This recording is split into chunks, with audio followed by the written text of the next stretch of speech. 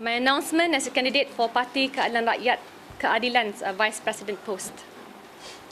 In the spirit of democracy and reformasi, I would like to announce my candidacy for the Parti Keadilan Rakyat's Vice President post. I am honoured and humbled to accept the nominations from the various divisions and wish to thank them for this trust.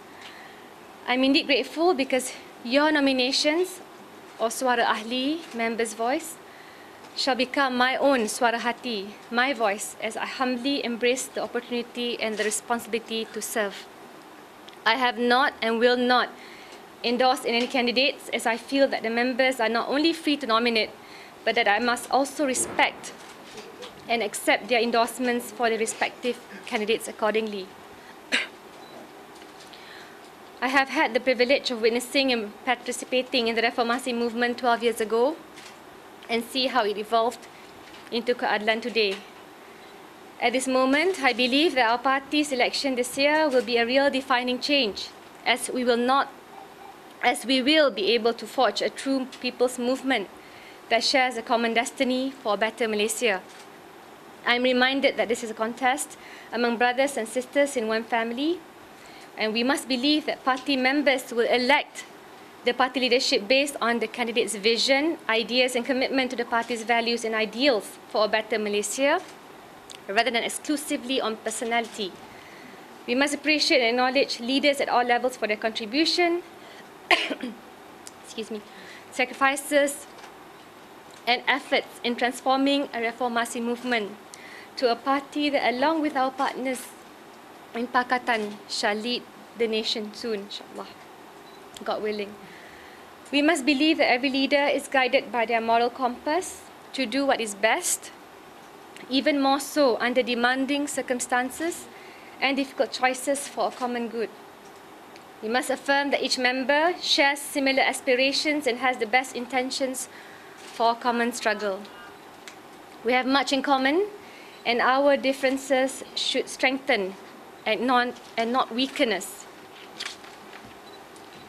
We all should sincerely hope that once the party election is concluded, we shall stand united and immediately work constructively with our elected leaders and Pakatan partners in charting the way forward with fundamental principles, detailed plans, and programs for a better Malaysia.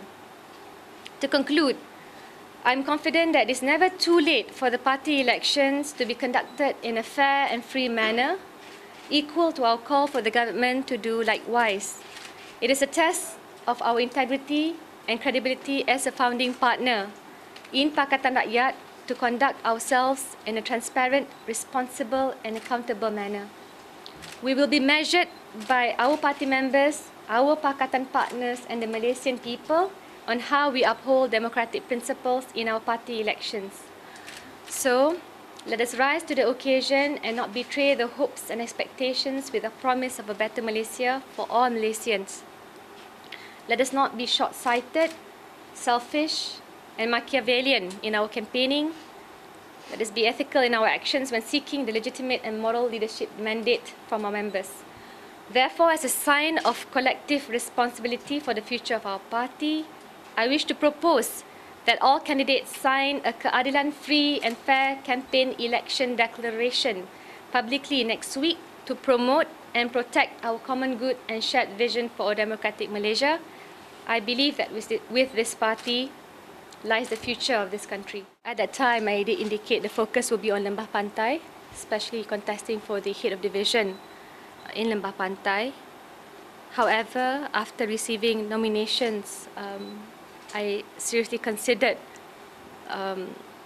offering myself as a vice president, and I think we should not take lightly the fact that the nominations came even though there was no active campaigning on my part. Earlier, I had said that the focus should be on the divisional elections in Lembah Pantai. Work as a member of parliament will never end. I mean, you always have to keep that as the top priority.